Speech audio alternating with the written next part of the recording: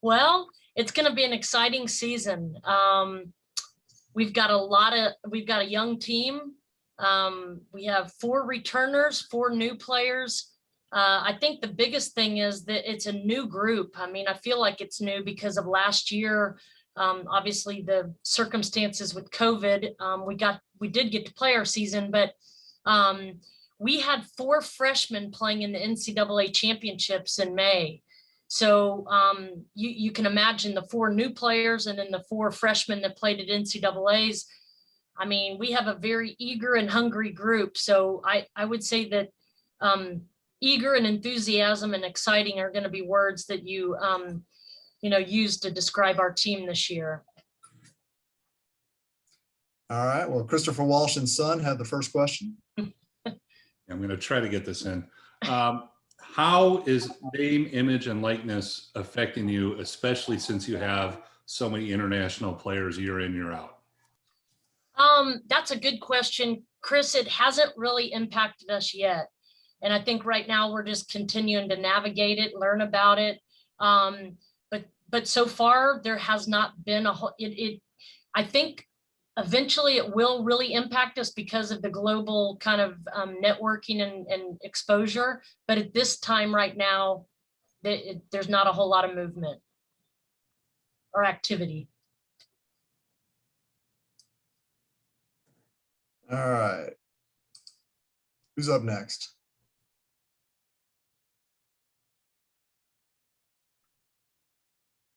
All right, Katie, go ahead. Katie Wyndham. Coach, you talked about some of those freshmen that competed at NCAAs last year. Obviously, last year was a pretty banner year for Alabama athletics all around. Just talk about being part of that and how important it is for women's tennis to contribute to that and be a part of the athletic success overall. That's a great statement. Great question. I think one of the most exciting things about coaching at the University of Alabama is that it's a championship school. And you heard that from Nate. I did not originate that. I don't get credit for that statement, but I've always said from day one that it's a winning culture. It's a championship mentality in every sport, women's golf, men's golf, obviously football, but every sport. And I think we all, the bar is very high. And we all know that. And I think that's why we want to coach here. That's why we want to be part of the Alabama Crimson Tide. And I feel a tremendous responsibility to pull my weight with our program to get back up into that, the top of the SEC, to contend for an SEC championship like we did in 2014. We had a great year last year, considering all the challenges and kind of difficulties. But in the end, with losing some players due to COVID through the season, I thought we finished strong. We lost to Duke at NCAAs, and they were about 3 points away from making the Final Four. So I'm excited with the talent that we have coming back. But, I think we had 19 teams make postseason last year, if I'm not mistaken, give or take one. And I'm just really proud to be part of Alabama and to be part of the Directors' Cup where we're doing so well. But we know we have a lot of work to do to get back to the top of the conference and contend for another national championship. We won 2 in 2014, 2015, and we'd like to win another doubles title and win a team title. And, I think sometimes you have to just speak it into truth. So I think we've got a great team, an exciting team. We've got a lot of developing to do this season, but we're excited for the challenge, and we want to contribute to the success of overall the Alabama strong tradition of athletics.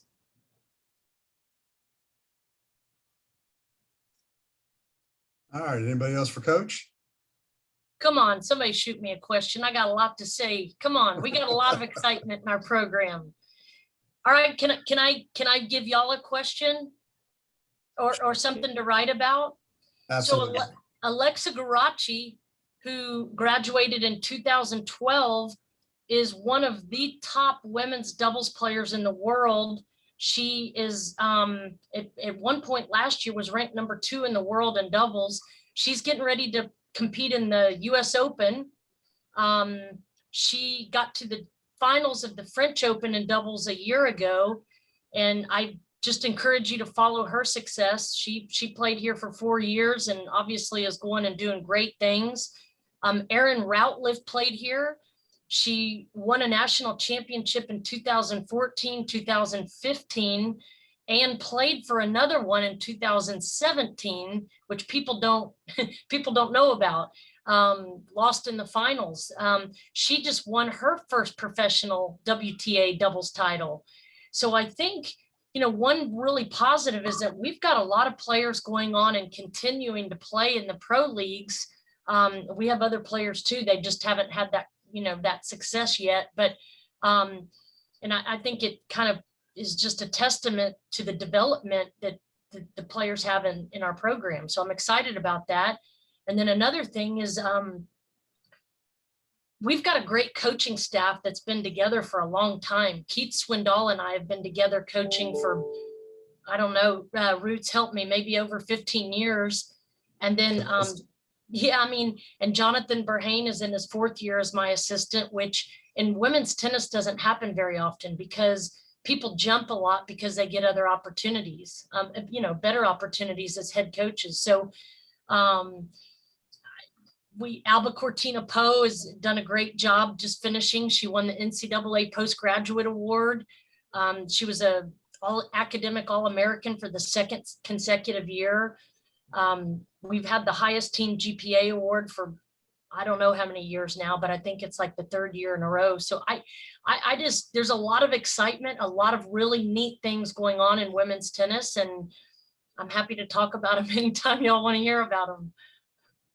All right, well, we've got one more question for you. Joey, go ahead. Hey, Coach. Moving on to, athletic programs across the country are having to adjust to, this new normal with, post-COVID-19. How did your team, handle, the protocols in the past? And also, how important is it, stressing the normalcy factor with your team and adjusting heading into this season? Well, yeah, that's a great question as well. I think kids and college students are very resilient. I think they adjust and they adapt probably much better than we realize. I think our team did a commendable job. I think the department did a commendable job. Greg Sankey, Greg Byrne, and our athletic staff. I mean, the leadership is hands down one of the finest in the country. And so I think when you have strong leadership like that at the top, they weren't punting the ball every week. They were making really good, smart, very sensitive decisions with the student athletes and the fans.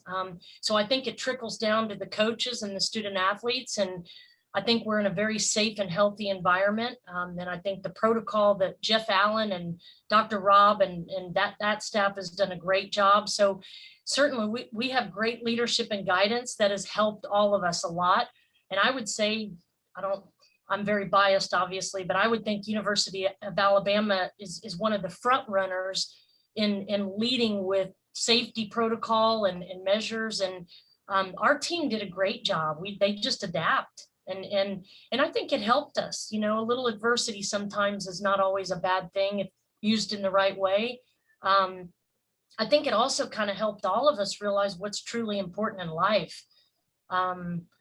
Just recognizing everything that we have and the blessings, being thankful for them, being thankful for the opportunity to play. And when we were going through all the discussions with Greg Sankey and Greg Byrne, the opportunity to play was really the main thing. And you know what? We got to have a season. And we had a good season and it was fun. It was a renewed spirit, a renewed enthusiasm. And I think it's carrying on to this season. I think these kids are excited to get back out there and play and, go see teams in other colored jerseys. And we're really blessed to have these opportunities as players and coaches. And I think a good word for the year is thankful. So that's a great question, Joey.